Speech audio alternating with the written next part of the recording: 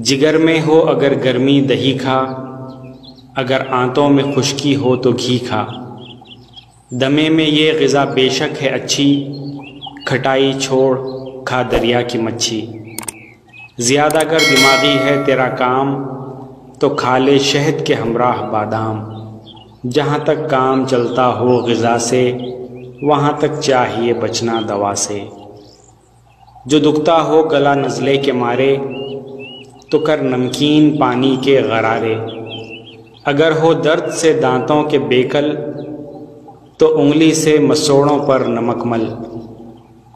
जो ताकत में कमी होती हो महसूस, तो मिस्री की डल्ली मुल्तान की चूस। अगर हो क़ल्ब की गर्मी का एहसास, मुरब्बा आमला खा और अनानास। जहाँ तक काम चलता हो ग़िज़ा से, वहाँ तक चाहिए बचना दवा से।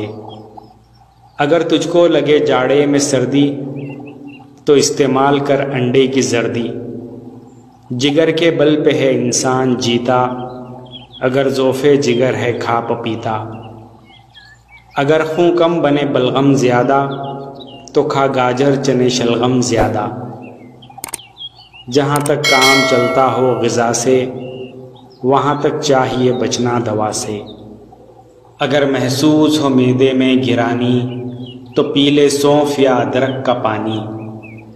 थकन से हों अगर अज़लात ढीले, तो फ़ौरन दूध गर्मा गर्म पी ले।